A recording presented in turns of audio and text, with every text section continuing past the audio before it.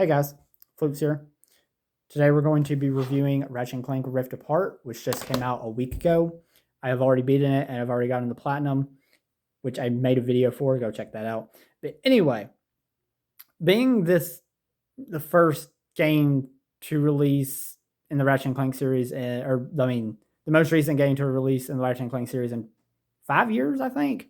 Pretty sure it was 2016 when they did the reboot.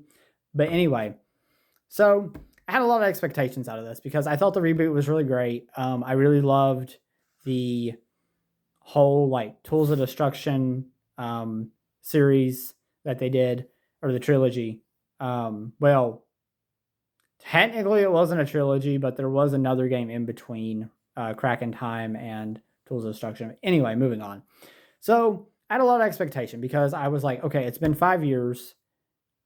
The game's just I expected a lot out of it. I got into it and it just, okay. Starting off with the story, I love the introduction of other dimensions. I love the fact that we got pulled into another dimension. I loved seeing Rivet and being able to play as Rivet and not just being Ratchet. And although I love Ratchet, it was just it was new being this other Lombax and being this other character. And seeing her own story unravel as you're playing. And I'm not going to do any spoilers, but honestly, her story, it had it had a moment. It has a moment where I'm just like, oh, what? Because I didn't put the pieces together as I was playing. It makes sense now that, obviously I know, but I'm like, oh my God, what? Anyway, so honestly, I think the story is just great for a Ratchet& and Clank game. I think it's actually one of the best storylines that a Ratchet& and Clank game has ever had. And yes, I'm being completely honest here. It really is. It feels refreshing. It feels new. It feels it leaves me, it left me wanting to know more. I actually liked progressing through the story and seeing what was happening, as were other Ratchet& and Clank games. I enjoyed it, but I didn't enjoy it as much. It didn't catch me as much. I was still playing for the gameplay. And this game, even though I was playing for the gameplay, I still really loved the story behind it. So, honestly, one of the best storylines in the Ratchet and Clank series. The gameplay is, in my opinion, nearly flawless. It's exactly what you would expect from Ratchet and Clank. It is everything that we've ever known from Ratchet and Clank, polished, strung together beautifully, and wrapped in this one little game.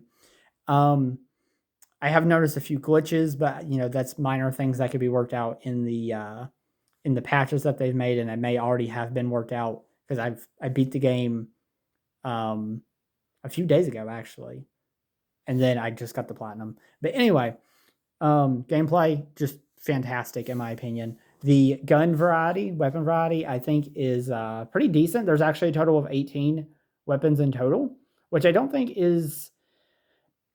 I don't really know how many weapons the other games had, so I can't. I should have actually looked at that, but I didn't really think about it. It's been so long since I played all the other games, but I don't think it's really that bad. I wish there may have been one or two more, because I noticed that a few weapons that I liked from the old games were not in this one, but they kind of compensated with new guns that I actually really liked, and so it was kind of give and take. I liked the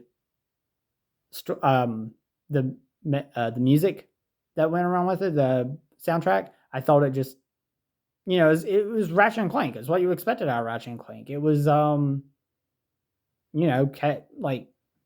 of catchy, fit the tune, and it was what I would expect out of a Ratchet and Clank game, honestly. So, yeah, yeah. Overall, I think this game is amazing. I think it is honestly one of the best PS5 games that has came out, which I know there are a scarcity of sorry,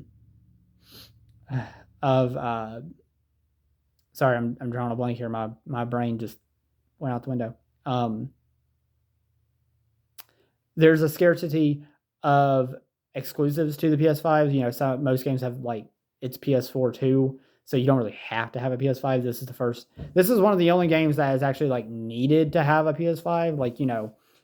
it kind of makes it more worth it having the PS5. Yeah, we have Returnal, and I love Returnal. I'm not saying against that, but it was one game.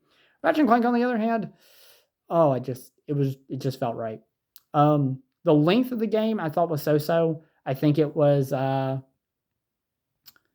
kind of wish it was a little bit longer, a little more planets to explore, and a little bit see the other dimension, like Ratchet's dimension. But I'm not really complaining because I think it was overall decent length, enough to keep me entertained and have fun, but not long enough to really bore me. So I think that was overall a really good thing, and I think it will be good for a lot of people that, maybe don't have time to put into the game, like not like a lot of time to put into the game. So anyway, yeah. That's pretty much it for this review. Honestly, worth it. Honestly, if you're a Ratchet and Clank fan, definitely worth the $70. I have to definitely say that. If honestly, I can't even go against not paying $70 for it. Although I was, the last game we got it, we paid 44 compared to the 60, and this time we paid the full price. But I think that is because, if I'm remembering correctly, Insomniac kind of chose their own prices, and now they can't because they're owned by Sony, which I have no issue with. Ratchet and Clank is awesome. It's always been, it's always been a Sony exclusive. There's nothing wrong with that. So, yeah. Anyway, great game, worth it.